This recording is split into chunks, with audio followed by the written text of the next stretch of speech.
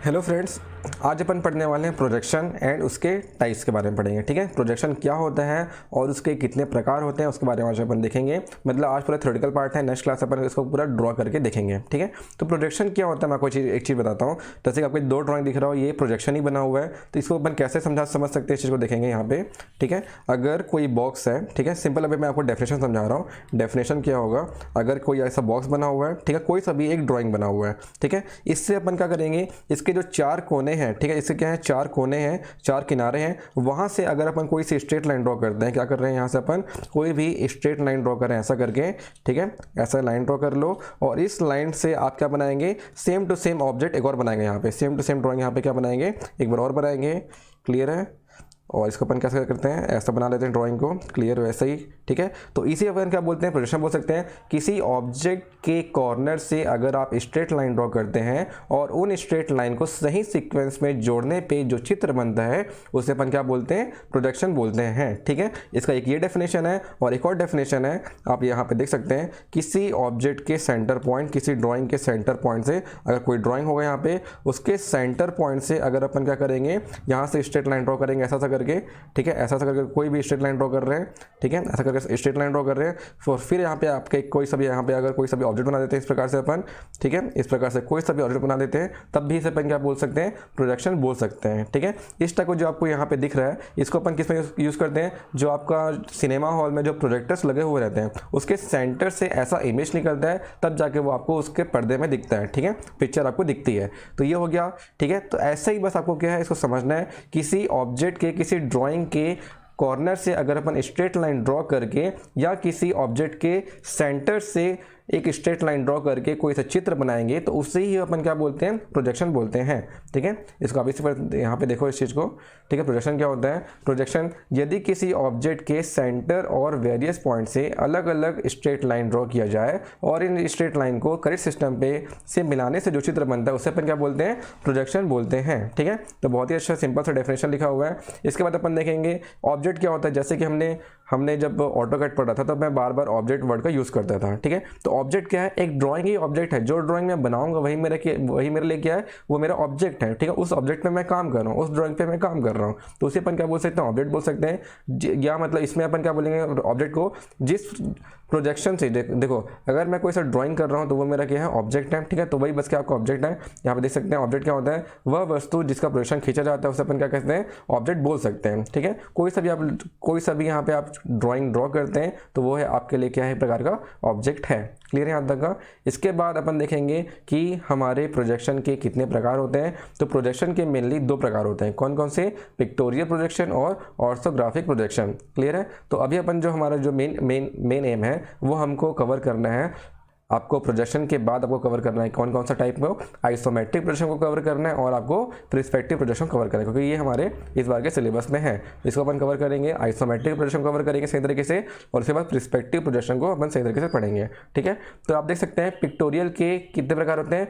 हमने प्रोजेक्शन के दो प्रकार देखा, कौन कौन से, पिक्टोरियल और ऑर्थोग्राफिक। फिर पिक्टोरियल के भी और प्रकार हैं, कौन कौन से, एक्सोनोमेट्रिक, ऑब्लिक प्रोजेक्शन और पर्सपेक्टिव प्रोजेक्शन। फिर एक्सोनोमेट्रिक के अंतर्गत आपका आइसोमेट्रिक प्रोजेक्शन है, डायमेट्रिक प्रोजेक्शन है, ट्राइमेट्रिक प्रोजेक्शन है। ऑब्लिक प्रोजेक्शन के अंतर्गत क्या है, कैविलियर प्रोजेक्शन, कैबिनेट प्रोजेक्शन और क्लिनोग्राफिक प्रोजेक्शन। वैसे आपका पर्सपेक्टिव प्रोजेक्शन है पैरेलल और 1 पॉइंट, एंगुलर और 2 पॉइंट और ऑब्लिक और 3 पॉइंट पर्सपेक्टिव प्रोजेक्शन। तो यहाँ पे बहुत सारे टाइप्स के प्रोजेक्शन है। सारे जो इसके प्रोजेक्शन है बहुत ही थोड़ा कॉम्प्लिकेटेड ड्राइंग्स होते हैं, उसको समझने के लिए बहुत एकदम अच्छे तरीके से ड्राइंग करेंगे तभी अपन इस चीज़ को समझ पाएंगे। ठीक है, तो हम लोग को मेन काम क्या है, अभी एक्सोनोमेट्रिक में आइसोमेट्रिक प्रोजेक्शन पढ़ेंगे और पर्सपेक्टिव प्रोजेक्शन हमको कवर करना है। क्लियर है यहाँ तक का?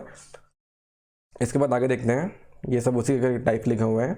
ठीक है, और आगे देख लेते, चलिए आगे देखते हैं। तो हम लोगों को पढ़ना है पहले तो पिक्टोरियल प्रोजेक्शन। पिक्टोरियल में आपका एक्सोनोमेट्रिक प्रोजेक्शन है और एक्सोनोमेट्रिक हमको देखना है आइसोमेट्रिक प्रोजेक्शन। ठीक है, तो पिक्टोरियल प्रोजेक्शन क्या होता है मैं आपको बताता हूँ। देखो, प्रोजेक्शन में ले क्यों रहे हैं, किसी ड्राइंग का सही शेप और सही साइज जानने के लिए जो प्रोजेक्शन लेंगे और उस प्रोजेक्शन जो ड्राइंग बनेगा उसे अपन क्या बोल सकते हैं, पिक्टोरियल प्रोजेक्शन बोल सकते हैं। ठीक है, पिक्टोरियल प्रोजेक्शन क्या होता है, किसी ड्राइंग का सही साइज और सही शेप समझने के लिए जो ड्राइंग बनता है उसे अपन क्या बोल सकते हैं, पिक्टोरियल प्रोजेक्शन बोल सकते हैं। ठीक है, तो जैसे कि यहाँ पे लिखा होगा आप देख सकते हैं पिक्टोरियल प्रोजेक्शन क्या होता है। पिक्टोरियल प्रोजेक्शन वह प्रोजेक्शन होता है जिसमें ऑब्जेक्ट की शेप और साइज एक ही व्यू में आसानी से समझ आ जाए, उसे अपन क्या कह सकते हैं, पिक्टोरियल प्रोजेक्शन कह सकते हैं। क्लियर है यहाँ तक का? हमको क्या करना है, अगर किसी ड्राइंग से, किसी प्रोजेक्शन से आपका शेप साइज समझ आएगा सही तरीके से, तभी आप उसको क्या बोलोगे, पिक्टोरियल प्रोजेक्शन बोलोगे।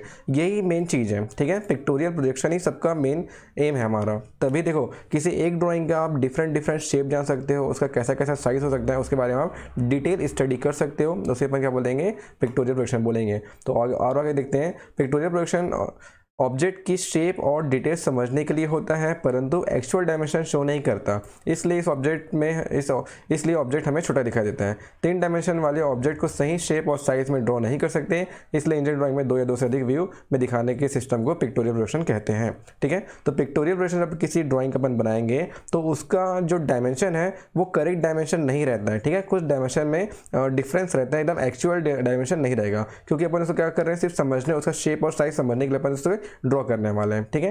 तो पिक्टोरियल प्रोजेक्शन के 3 प्रकार होते हैं, कौन कौन से, एक्सोनोमेट्रिक, ऑब्लिक और पर्सपेक्टिव प्रोजेक्शन। तो हमको सबसे पहला काम क्या है, एक्सोनोमेट्रिक वगैरह जानते हैं। तो एक्सोनोमेट्रिक प्रोजेक्शन के अंतर्गत जो भी ड्राइंग बनेगा वो कुछ इंक्लाइंड फेस में बनेगा, ठीक है। कैसा बनेगा, कुछ इंक्लाइंड फेस में बनेगा, तो उसे अपन क्या बोल सकते हैं, एक्सोनोमेट्रिक प्रोजेक्शन बोल सकते हैं। इंक्लाइंड फेस के जैसे कि जितने भी 3D डायग्राम्स होते हैं, 3D डायग्राम क्या होता है आपका, इंक्लाइंड पोजीशन में सही तरीके से हमको समझ आता है, ठीक है। जैसे कि जब अपन क्या करते थे, जब मैंने आपको ऑटोकैड में अपन 2D से जब 3D गए, तो 2D से जब 3D गए तो अपन क्या लिए थे, अपन कौन सा डायरेक्शन लिए थे, साउथ ईस्ट डायरेक्शन लिए थे। एक प्रकार से वो इंक्लाइंड डायरेक्शन था, ताकि जो हमारा ड्राइंग है सही तरीके से उसका शेप और साइज हमको दिखे, ठीक है। तो एक्सोनोमेट्रिक प्रोजेक्शन में क्या होता है, इस प्रोजेक्शन में ऑब्जेक्ट इस प्रकार रखा जाता है कि उसके तीनों फेस एक ही व्यू में दिखाई देते हैं और प्रोजेक्शन की तीनों फेस पिक्चर प्लेन के झुकाव में होता है, ठीक है। उसे अपन क्या बोल सकते हैं, एक्सोनोमेट्रिक प्रोजेक्शन कहते हैं। इस प्रोजेक्शन में ऑब्जेक्ट का सही लाइन दिखाई नहीं देता है, इसमें सभी किरणें पिक्चर प्लेन के समांतर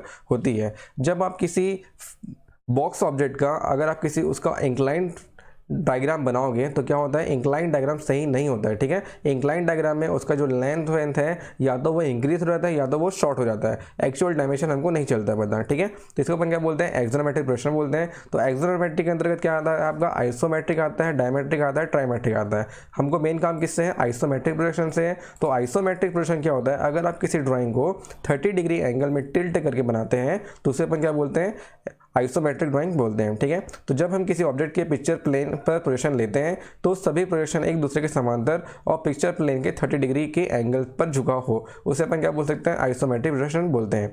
आइसोमेट्रिक प्रोजेक्शन के 3 किनारे और सभी लाइन एक दूसरे के समांतर होती है, इसकी रचना के लिए सेम स्केल का प्रयोग किया जाता है, ठीक है। जैसे कि मैंने एक आपको ड्राइंग बना के दिखाया था, पहला वाला, ठीक है। मैं आपको दिखाता हूँ फिर से वो ड्राइंग कौन सा बनाया था अपन, पहला वो ड्राइंग बनाया था जो बॉक्स वाला था, है ना। बॉक्स के कॉर्नर से जो ड्राइंग निकले हुए थे उसे अपन क्या बोल सकते हैं, आइसोमेट्रिक प्रोजेक्शन बोल सकते हैं, ठीक है। देखो यहाँ पे, देखो यहाँ पे जो प्रोजेक्टर्स हैं, प्रोजेक्टर किसको बोलते हैं, ये जो हिस्सा होता है वो क्या होता है आपका, प्रोजेक्टर होता है, ठीक है। ये जो लाइन दिख रही है आपको वो क्या होता है आपका प्रोजेक्टर, इसको क्या बोलते हैं अपन, प्रोजेक्टर लाइन बोलते हैं, ठीक है। कौन सी लाइन बोलते हैं इसे अपन, प्रोजेक्टर लाइन बोलते हैं, ठीक है। तो प्रोजेक्टर लाइन यहाँ पे क्या आपका एक दूसरे के पैरेलल है ना, समांतर है, इसमें इंक्लाइंड है क्या, देखो इस लाइन के पैरेलल ये वाली लाइन है और ये लाइन के पैरेलल ये वाली लाइन है, सारे के सारे लाइन यहाँ पे पैरेलल शेप में समांतर में है, ठीक है। तो आइसोमेट्रिक प्रोजेक्शन में जो प्रोजेक्टर लाइन होती है वो क्या होती है, एक दूसरे के समांतर होती है, क्लियर है। और आइसोमेट्रिक प्रोजेक्शन में एक और चीज़ होता है कि डायग्राम थोड़ा सा टिल्ट बनता है, जैसे कि अभी जो डायग्राम बना है एकदम स्ट्रेट बना है, ये थोड़ा क्या बनेगा, वहाँ पे टिल्ट बनेगा, जिससे अपन अगर कितने डिग्री में टिल्ट रहेगा, वो 30 डिग्री इंक्लाइन, 30 डिग्री इंक्लिनेशन में वो टिल्ट रहेगा, ठीक है। तो उसे अपन क्या बोल सकते हैं, आइसोमेट्रिक प्रोजेक्शन बोल सकते हैं, क्लियर है। और आगे देख लेते हैं थ्योरेटिकल पार्ट। तो यही बस आपका आइसोमेट्रिक प्रोजेक्शन है, जो लाइन होती है, जो प्रोजेक्टर होते हैं वो क्या होते हैं, एक दूसरे के समांतर होते हैं, क्लियर है। देखो यहाँ पे सभी लाइन एक दूसरे के समांतर होती है, पैरेलल होती है, ठीक है। तो ये होता है आइसोमेट्रिक प्रोजेक्शन। इसके बाद सीधा आते हैं अपन डायमेट्रिक है, इस सब को थोड़े थोड़े इंक्लिनेशन में चेंजेस हैं। जैसे कि डायमेट्रिक प्रोजेक्शन होता है वो 70 डिग्री में इंक्लाइंड होता है एक सतह से, और दूसरी सतह से वो कितना डिग्री में इंक्लाइंड होता है, 41 डिग्री से इंक्लाइंड होता है, तो उसे अपन डायमेट्रिक बोलते हैं। ट्राइमेट्रिक है उसी प्रकार से, क्लियर है। तो मेन हमारा एम क्या है, आइसोमेट्रिक प्रोजेक्शन के बारे में पढ़ना है और आपको पर्सपेक्टिव। आज अपन बस थ्योरेटिकल पार्ट कर रहे हैं, नेक्स्ट क्लास से अपन इसका डायग्राम बना के देखेंगे, ठीक है। जो हो गया आइसोमेट्रिक के बारे में। इसके बाद अपन देखते हैं सीधा पर्सपेक्टिव प्रोजेक्शन, ठीक है।